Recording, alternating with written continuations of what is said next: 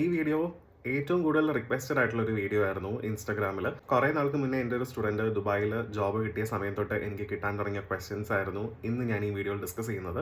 Because എൻ്റെ സ്റ്റുഡൻറ്റിന് ദുബായിൽ job കിട്ടിയപ്പോഴത്തേക്കും ഏകദേശം നമുക്ക് ദുബായിൽ ഒരു 80,000 to 1,50,000 പ്ലസ് ഒക്കെ നമുക്ക് സാലറി നമ്മുടെ സ്റ്റുഡൻസിന് കിട്ടിയിട്ടുണ്ട്.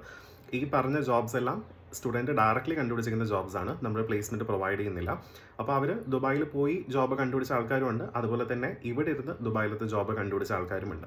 അപ്പോൾ ഇവർക്കൊക്കെ എങ്ങനെയാണ് ജോബ് കിട്ടിയത്, അതുപോലെ തന്നെ അവർ അവിടെ പോയി നിന്ന് ജോബ് കണ്ടുപിടിക്കുകയാണെങ്കിൽ എത്രത്തോളം എക്സ്പെൻസസ് ഒക്കെ വരും, നമ്മൾ എത്രത്തോളം മുന്നേ തൊട്ട് ജോബ് ഹണ്ട് സ്റ്റാർട്ട് ചെയ്യണം, വേറെ എന്തൊക്കെ റിക്വയർമെൻറ്റ്സ് ഉണ്ട് എന്നുള്ള കുറേ ക്വസ്റ്റ്യൻസ് ഈ ഒരു ദുബായ് ബേസ്ഡ് ആയിട്ടുള്ളതും അല്ലെങ്കിൽ എബ്രോഡ് ബേസ്ഡ് ആയിട്ടുള്ള കുറേ ക്വസ്റ്റ്യൻസ് വന്നിട്ടുണ്ടായിരുന്നു. സോ ഇതെല്ലാം ഡിസ്കസ് ചെയ്യുന്ന ഒരു വീഡിയോ ആണ് ഞാനിപ്പോൾ ഇതിൽ ചെയ്യുന്നത്. സോ ഞാനിപ്പോൾ ഡിസ്കസ് ചെയ്യുന്ന അല്ലാതെ വേറെ ഏതെങ്കിലും പോയിന്റ്സ് ഈ ടോപ്പിക്കുമായി ബന്ധപ്പെട്ട് നിങ്ങൾക്ക് ചോദിക്കാനുണ്ടെങ്കിൽ നിങ്ങൾക്ക് ഇത് കമൻസിൽ ചോദിക്കാം. അത് ഞാൻ വേറൊരു വീഡിയോ ആയിട്ട് ചെയ്യുന്നുണ്ടാവും. സോ ആദ്യം തന്നെ ഇവർക്ക് എങ്ങനെയാണ് ജോബ് കിട്ടിയത് എന്നുള്ളതാണ് ചോദിക്കുന്നത്. സോ ബേസിക്കലി ആദ്യം നിങ്ങൾ ദുബായിലത്തെ ഒരു എക്കോ സിസ്റ്റമാണ് മനസ്സിലാക്കേണ്ടത്, ഒരു ജോബ് സിനാരിയോ ആണ് മനസ്സിലാക്കേണ്ടത്. സോ ഒരു പെർട്ടിക്കുലർ ജോബിന് ഇത്രത്തോളം സാലറി എന്നുള്ളൊരു റേഞ്ച് ദുബായിൽ അങ്ങനെ അത്ര പ്രോപ്പർ അല്ല. അതായത് ഫോർ എക്സാമ്പിൾ ഇപ്പോൾ ചെറിയ കമ്പനീസ് അവർ ചിലപ്പം പേ ചെയ്യുന്നത് ഭയങ്കര കുറവായിരിക്കും. മേ ബി 50,000 അല്ലെങ്കിൽ 60,000 ഇന്ത്യൻ റുപ്പീസ് ആയിരിക്കും അവരൊരു പെർട്ടിക്കുലർ പേഴ്സണിന് ചിലപ്പോൾ അവർ പേ ചെയ്യുന്നത്. But at the same time കുറച്ചും കൂടെ ഒരു എസ്റ്റാബ്ലിഷ്ഡ് ആയിട്ടുള്ള ഒരു കമ്പനി ആണെങ്കിൽ മേ ബി ഒരു 1 lakh പ്ലസ് സെയിം റോളിന് സെയിം ഇയേഴ്സ് ഓഫ് എക്സ്പീരിയൻസ് ഉള്ള ഒരാൾക്ക് പ്രൊവൈഡ് ചെയ്യുന്നുണ്ടാവും. അപ്പോൾ അതുകൊണ്ട് തന്നെ നിങ്ങൾക്ക് വൈഡ് വെറൈറ്റി ഓഫ് ഓപ്പർച്യൂണിറ്റീസ് ദുബായിൽ ചെല്ലുമ്പോഴേക്കും അറിയാൻ പറ്റും. നിങ്ങൾ ഓരോ കമ്പനിയിലത്തെയും ഇൻ്റർവ്യൂ അറ്റൻഡ് ചെയ്യുന്ന സമയത്ത് നിങ്ങൾക്ക് ആ ഒരു സാലറിയിലത്തെ ഡിഫറൻസസ് മനസ്സിലാക്കാൻ പറ്റും. അതുകൊണ്ടാണ് ഞാൻ ഈ വീഡിയോ തുടങ്ങിയപ്പോൾ പറഞ്ഞത്, നമ്മുടെ സ്റ്റുഡൻറ്റിന് ഈ പറഞ്ഞൊരു 80,000 റേഞ്ച് തൊട്ട് നമുക്ക് 1,50,000 പ്ലസ് വരെയൊക്കെ നമ്മുടെ സ്റ്റുഡൻറ്റിന് സെയിം ഡെസിഗ്നേഷന് സെയിം ഇയേഴ്സ് ഓഫ് എക്സ്പീരിയൻസ് പൊസിഷനിൽ കിട്ടിയിട്ടുണ്ട്. So it's totally based on the company. നമ്മൾ വർക്ക് ചെയ്യുന്ന ചെറിയൊരു കമ്പനിയാണോ വലിയൊരു കമ്പനിയാണോ എന്നുള്ളതൊക്കെ അനുസരിച്ചിരിക്കും നമ്മുടെ സാലറിയിലത്തെ വേരിയേഷൻ എന്ന് പറയുന്നത്. പിന്നെ എൻ്റെ അടുത്ത് ചോദിച്ച ക്വസ്റ്റ്യൻ ഇവിടെ ഇരുന്നാണോ ജോബ് കണ്ടുപിടിച്ചത്, അവിടെ പോയിട്ടാണോ ജോബ് കണ്ടുപിടിച്ചത് എന്നുള്ളതാണ്. സോ ഇവിടെ ഇരുന്ന് നമുക്ക് ജോബ് കണ്ടുപിടിച്ച് സ്റ്റുഡൻസിന് ജോബ് കിട്ടിയിട്ടുണ്ട്. ഡയറക്റ്റ്ലി ദുബായിൽ പോയി ജോബ് സെർച്ച് ചെയ്തിട്ടും ജോബ് കിട്ടിയിട്ടുണ്ട്. ഇവിടെ ഇരുന്ന് ജോബ് കണ്ടുപിടിച്ച ആൾക്കാരുടെ എണ്ണം കുറവാണ്, കൂടുതലും അവിടെ പോയി ജോബ് കണ്ടുപിടിച്ച ആൾക്കാരാണ് കൂടുതലായിട്ട് ഉള്ളത്. ഇവിടെ ഇരുന്ന് ജോബ് കണ്ടുപിടിച്ച ആൾക്കാർക്കെല്ലാം തന്നെ kind of work from home ഓപ്പർച്യൂണിറ്റീസിലാണ് കിട്ടിയിരിക്കുന്നത്. അതുപോലെ തന്നെ ചില കമ്പനീസ് നമ്മളിപ്പോൾ ദുബായിൽ പോയി ജോബ് നമ്മൾ ഹണ്ട് ചെയ്താലും നമ്മൾ ആദ്യം കയറാൻ പോകുന്നത് ഒരു പ്രൊബേഷൻ പീരീഡിലായിരിക്കും. ഇവിടുത്തെ കമ്പനീസിൽ നമ്മളൊരു ജോബിന് കയറുമ്പോൾ ആദ്യം ഒരു പ്രൊബേഷൻ പീരീഡിലായിരിക്കും നമ്മൾ കയറുന്നത്. ആ ഒരു പ്രൊബേഷൻ പീരീഡ് ദുബായിലുണ്ട്. അപ്പോൾ അതുകൊണ്ട് തന്നെ ആ കമ്പനി ചിലപ്പോൾ എന്ത് ചെയ്യും, ആദ്യത്തെ ഒരു 1 month എന്തെങ്കിലും നമ്മുടെ പെർഫോമൻസ് നോക്കാൻ വേണ്ടിയിട്ടായിരിക്കും അവർ ഹയർ ചെയ്യുന്നുണ്ടാവുന്നത്.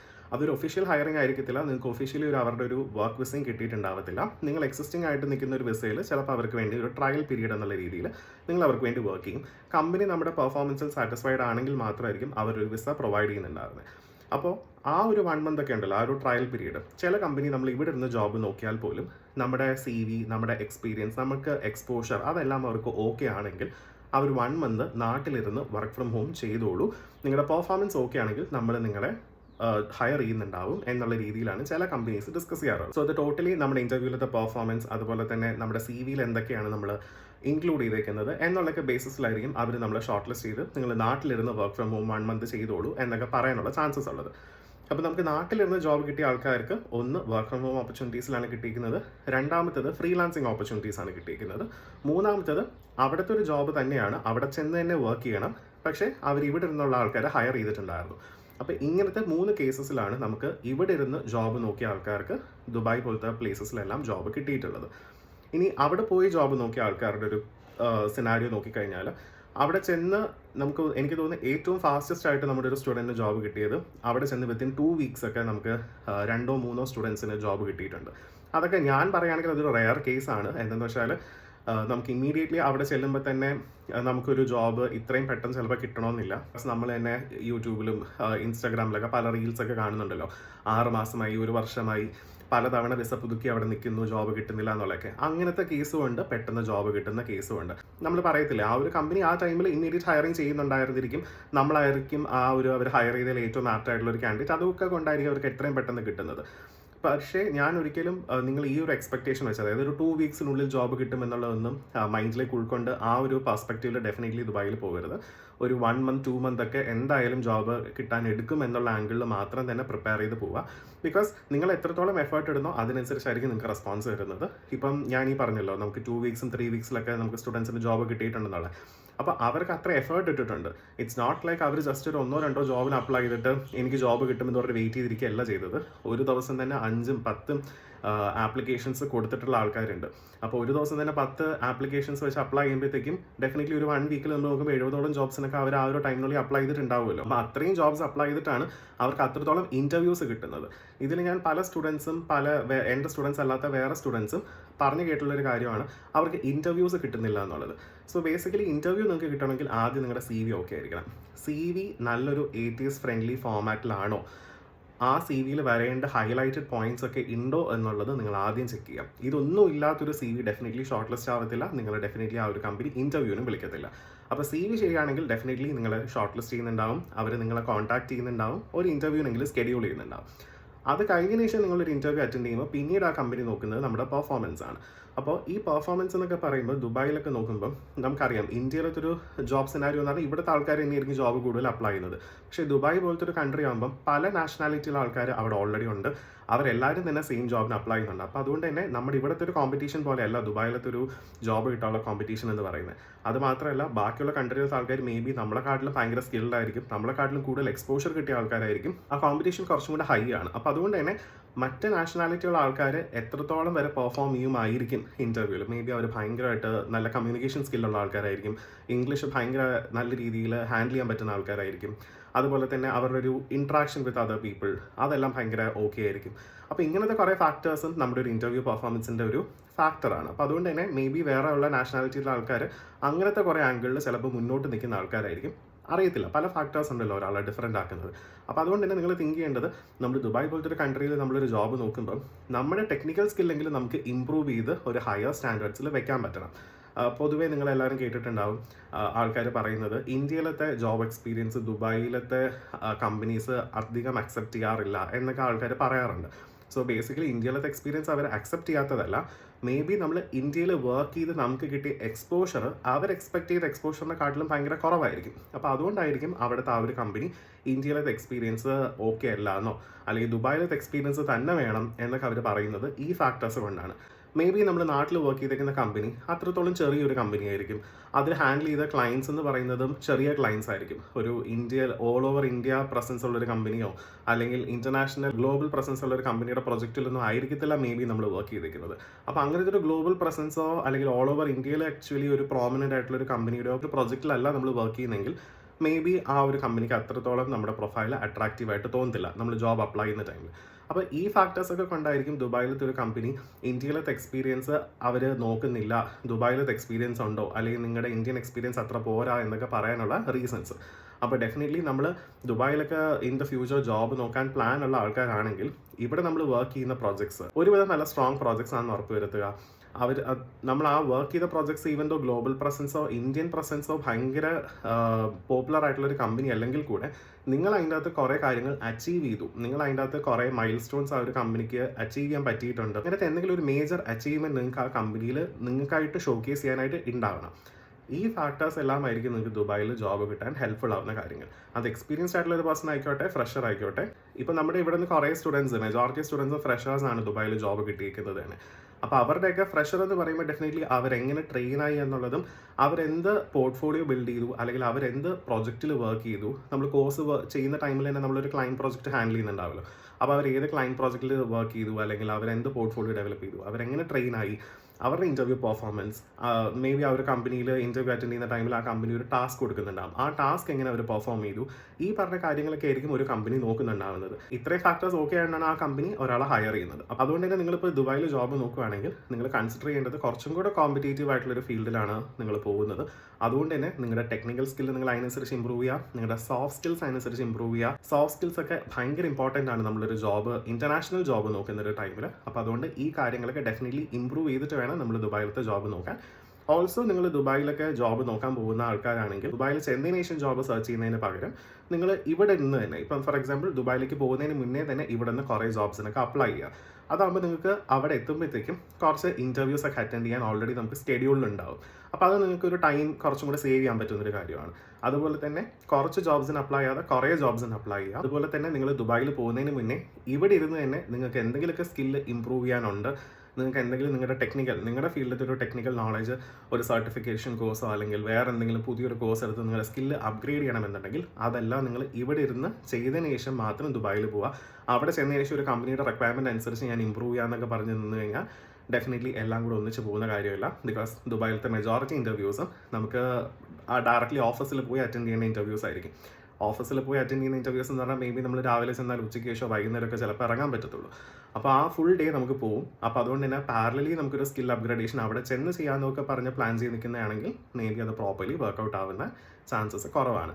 അപ്പോൾ അതുകൊണ്ട് തന്നെ നിങ്ങൾ ദുബായിൽ പോകുന്നതിന് മുന്നേ ഇവിടെ ഇരുന്ന് ജോബ്സ് അപ്ലൈ ചെയ്യാൻ തുടങ്ങുക, നിങ്ങളുടെ സ്കിൽ ഇമ്പ്രൂവ് ചെയ്യുക, നിങ്ങളുടെ ഇൻ്റർവ്യൂ പെർഫോമൻസ്. നിങ്ങളിപ്പോൾ ഇംഗ്ലീഷിൽ കുറച്ച് വീക്കൊക്കെ ആണെങ്കിൽ ഒന്ന് ഇവിടെ ഇരുന്ന് നല്ലപോലെ ഇംഗ്ലീഷൊക്കെ ഒന്ന് പ്രാക്ടീസ് ചെയ്ത് ഇൻ്റർവ്യൂവിലത്തെയും കുറേ ക്വസ്റ്റ്യൻസ് ഒക്കെ പ്രാക്ടീസ് ചെയ്ത് നിങ്ങളുടെ എന്തെങ്കിലുമൊക്കെ പുതിയ പ്രോജക്ട്സോ അല്ലെങ്കിൽ നിങ്ങളുടെ CV അപ്ഡേറ്റഡ് ആണോന്നോ അതെല്ലാം ഇവിടെ ഇരുന്ന് സെറ്റ് ആക്കിയതിന് ശേഷം മാത്രം ദുബായിൽ പോവുക. അതാകുമ്പോൾ നിങ്ങൾക്ക് കുറേ ടൈം സേവ് ചെയ്യാൻ പറ്റും. ഞാൻ മെജോറിറ്റി ആൾക്കാരും ഇപ്പോൾ ദുബായിൽ നിന്നൊക്കെ എന്നെ കോൺടാക്ട് ചെയ്യുമ്പോഴത്തേക്കും ആ സ്റ്റുഡൻസ് ഒക്കെ പറയുന്ന കാര്യം അവരുടെ CV പ്രോപ്പർ ആയിരിക്കത്തില്ല. ചിലപ്പോൾ അവർ വേറെ ഏതെങ്കിലും ഒരു കമ്പനിയിൽ കൊടുത്തായിരിക്കും CV ചെയ്യിപ്പിച്ചേക്കുന്നത്. മേ ബി ആ ഒരു കമ്പനി CV ചെയ്ത് കൊടുത്തപ്പം അതിൻ്റെ അകത്ത് ആ ഒരു പ്രൊഫഷന് വേണ്ട കീവേഡ്സോ ആ ഒരു ജോബിന് വേണ്ട സ്കിൽസോ അല്ലെങ്കിൽ ജോബ് ഡിസ്ക്രിപ്ഷൻ പോയിന്റ്സോ ഒന്നും അതിനകത്ത് ചിലപ്പോൾ ഉണ്ടായിട്ടുണ്ടാവത്തില്ല. അങ്ങനെയൊന്നും ഇല്ലെങ്കിൽ ഡെഫിനറ്റ്ലി വേറൊരാൾ CV ചെയ്ത് തന്നു എന്നുള്ളത് മാത്രമേ ഉണ്ടാവത്തുള്ളൂ. നമ്മൾ ഹയർ ചെയ്യാനുള്ള അട്രാക്റ്റീവ് പോയിന്റ്സ് ആ CV ഉണ്ടായിരിക്കത്തില്ല. അതുകൊണ്ട് തന്നെ നമ്മൾ ഇവിടെ ഇരുന്ന് CV എല്ലാം സെറ്റപ്പ് ചെയ്ത് നല്ല രീതിയിൽ അപ്ഗ്രേഡ് ചെയ്ത് നമ്മൾ കുറച്ചും കൂടെ ഇവിടെ ഇരുന്ന് ജോബ്സൊക്കെ അപ്ലൈ ചെയ്ത് അവിടെ ചെല്ലുമ്പോൾ നമുക്ക് കുറേ ടൈം സേവ് ചെയ്യാൻ പറ്റും. നമുക്ക് ആ ഒരു വിസയുടെ ഒരു ടൈം പീരീഡിൽ തന്നെ നമുക്ക് എളുപ്പത്തിലൊരു ജോബ് കണ്ടുപിടിക്കാൻ പറ്റും.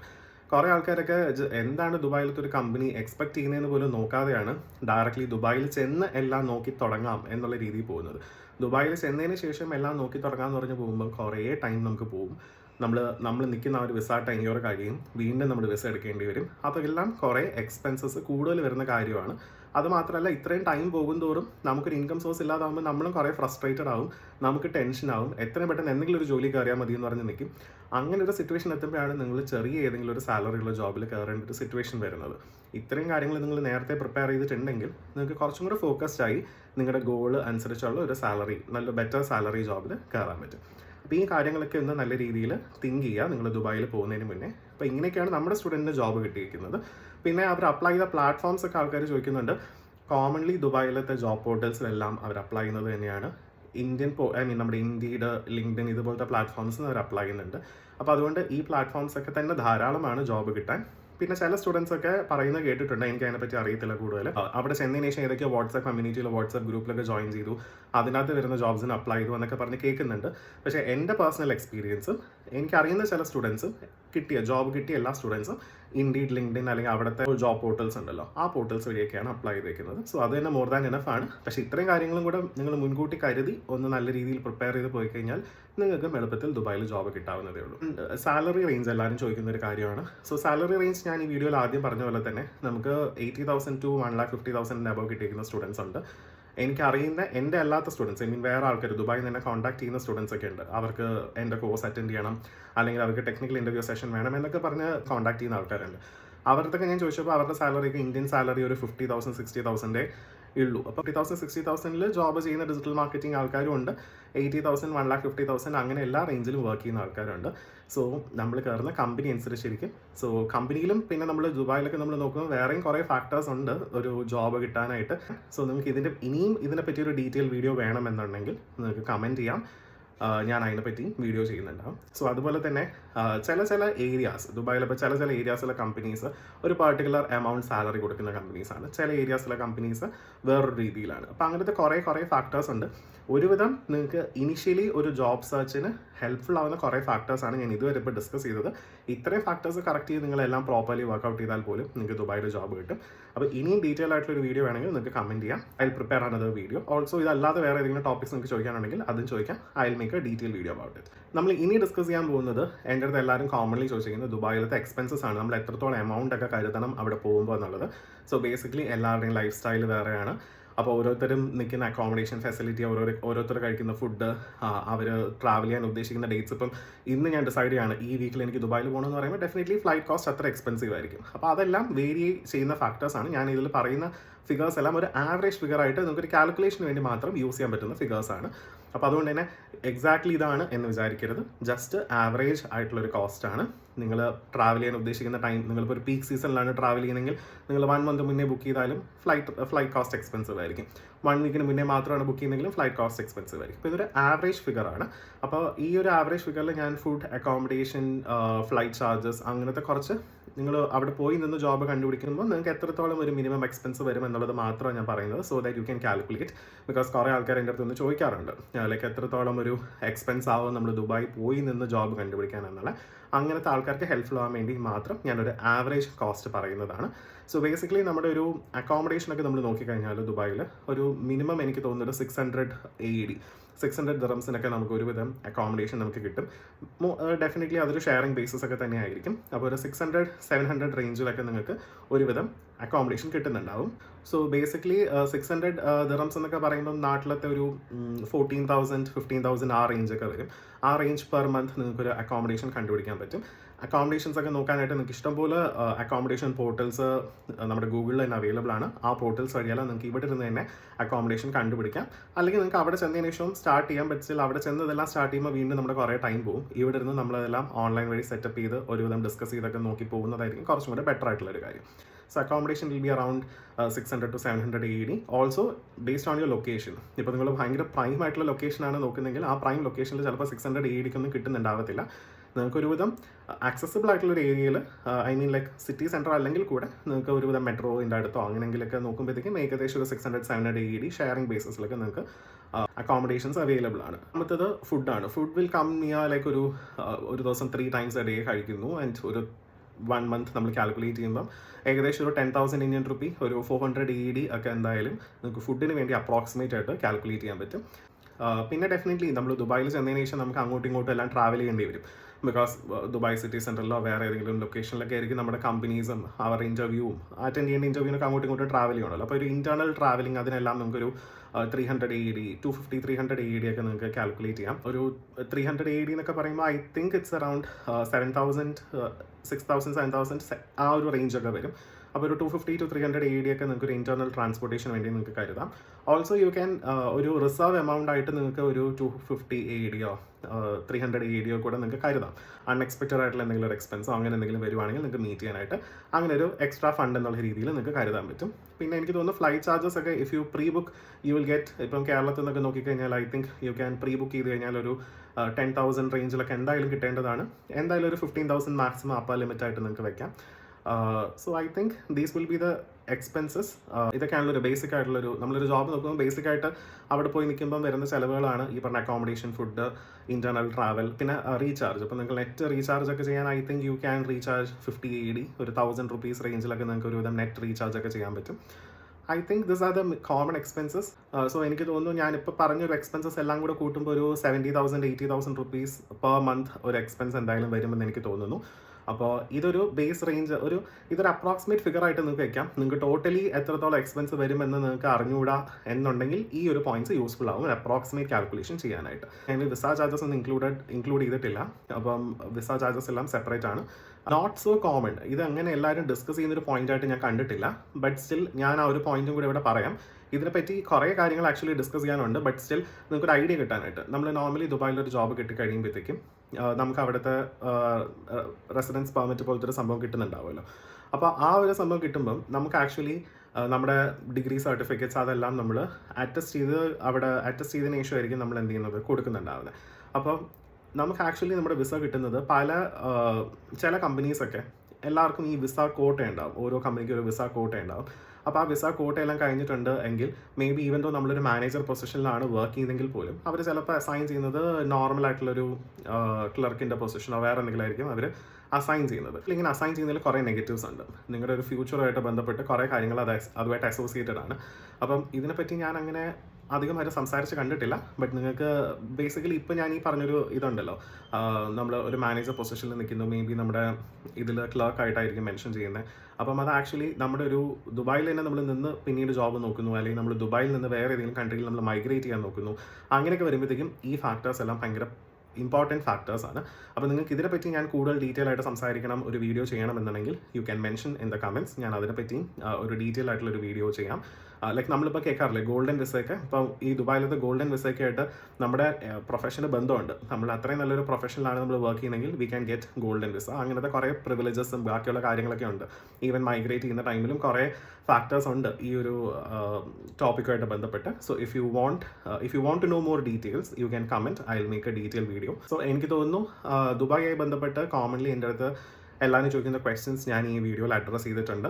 എങ്ങനെയാണ് എൻ്റെ സ്റ്റുഡൻറ്റിന് ജോബ് കിട്ടിയത്, എത്ര നാളെടുത്തു, ജോബ് അപ്ലൈ ചെയ്യുന്ന ടൈമിൽ ശ്രദ്ധിക്കേണ്ട കാര്യം, അവിടെ പോയ സ്റ്റുഡൻസ് ഇവിടെ ഇരുന്ന് എങ്ങനെയാണ് അവർ കണ്ടുപിടിച്ചത്, എക്സ്പെൻസസ് എത്രത്തോളം വന്നു, അങ്ങനെയുള്ള കുറേ കാര്യങ്ങളാണ് കോമൺലി എല്ലാവരും ചോദിക്കുന്നത്. I have address all these questions in this video. ഇതല്ലാതെ വേറെ ഏതെങ്കിലും ടോപ്പിക്ക് ഞാൻ ഡിസ്കസ് ചെയ്യണമെങ്കിൽ you can mention in the comments. So if U haven subscribe the channel for more updates. Also stay tuned for the next video.